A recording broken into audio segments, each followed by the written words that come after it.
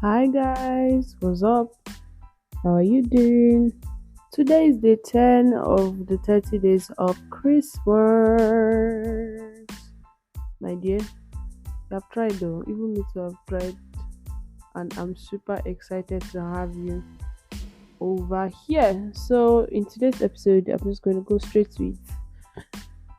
One thing I realized this year is that it's hard to be a hard guy. Yep, nobody told me, nobody added me to the group chat, nobody sent me the memo. And you might be wondering, Moa, what do you mean by it's hard to be a hard guy? I'm gonna explain. Now, guess what? A couple of weeks or months back, I said, you know what? Everybody get out, everybody go to their father's house, everybody bear their government name. I'm not gonna call who doesn't call me. I'm not gonna check up on who don't check up on me. Maybe this how we wanna be doing it. I even go out of my way. I even do this.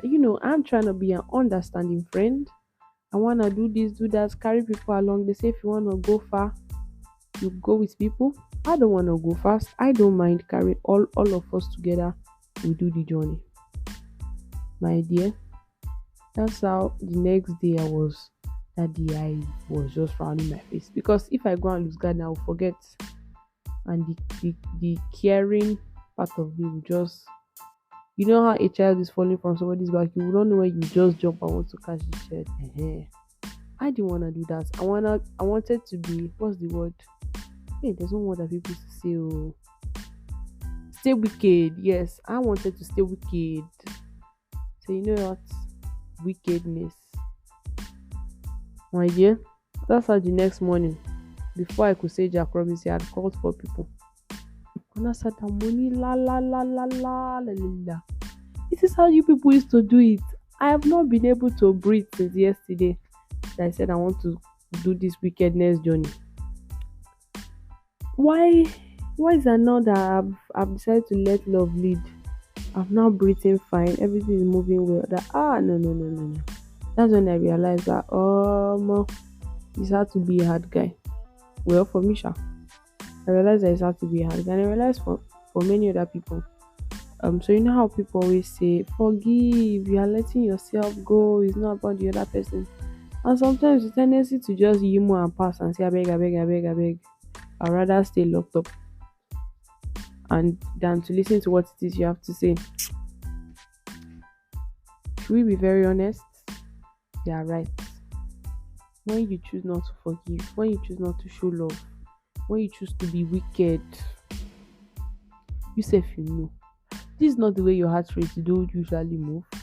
Because why you seeing somebody come from another side, you're already plotting how to change direction, or you're already frowning your face, you're already taking up relax. I know it will take you letting down your pride a little bit, or maybe not even a little, maybe a lot. Just letting down your guard small or a lot, but look at the consequence. Look at the consequence. We all now will now dwell together in peace and harmony. We all will now be in one accord. We all will now be great together. I can even cover you in the place of prayer because I love you. Do you get? Not necessarily looking at what you've done or the effect of your actions myself. Well, like I said, I'm just telling you what I learned this year. That, and let me never lie, it's hard to be a hard guy. Every time I try to do boska, I just realize that I'm not sleeping well. I'm thinking too much. I'm plotting, I'm planning. I say, this wicked life is not for me. God has called me to love and good works.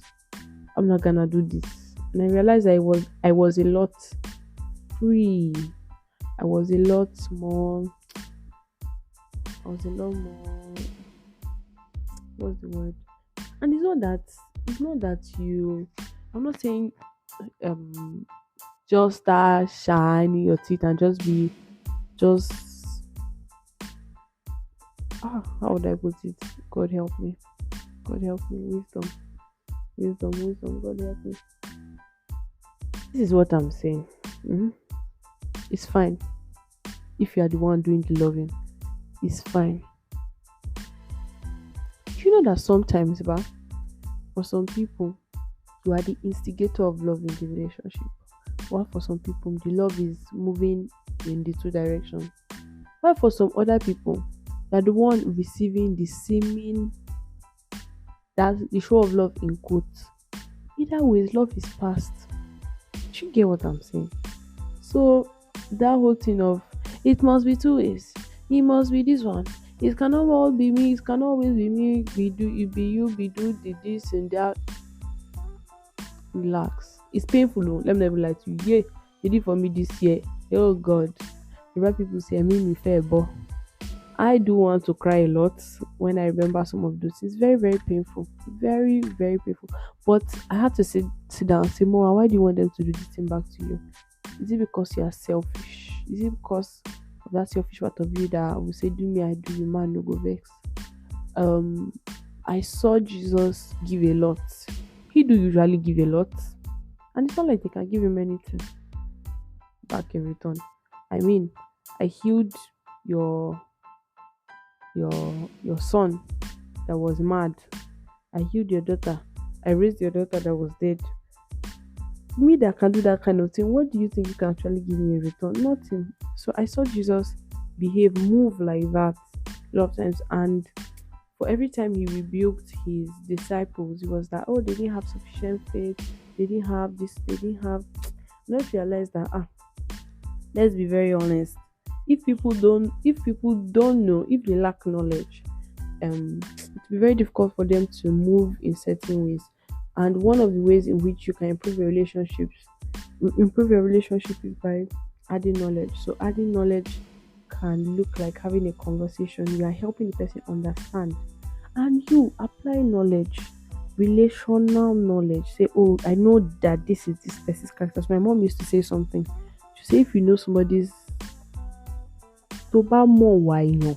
If you know someone's character, it's very easy to live with the person. You know that, oh, this person is like this, or the person doesn't like this. You know what to avoid and what to deal with. But like I said, I realized that it's hard to be a hard guy. This hard guy thing is tough. It's making me there's no peace, there's no joy.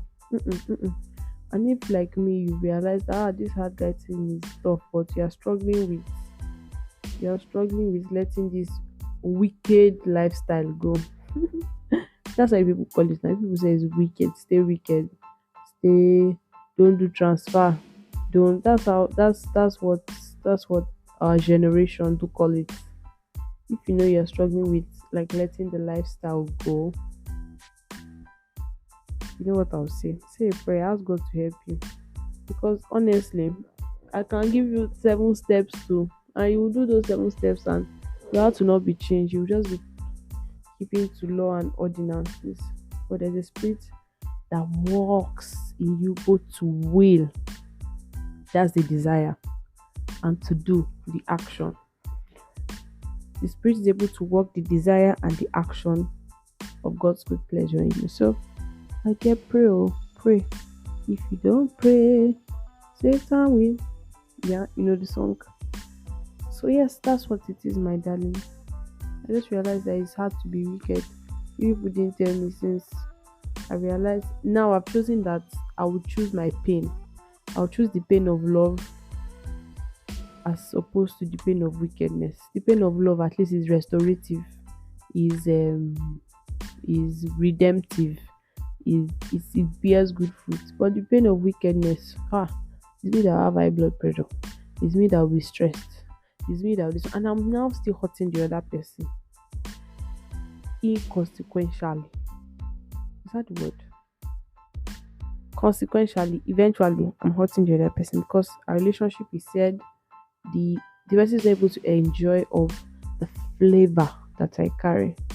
So please and please, my God wants to restore. That's what I'm going to be doing from now henceforth. I don't want to be wicked. Is not in my deliverables.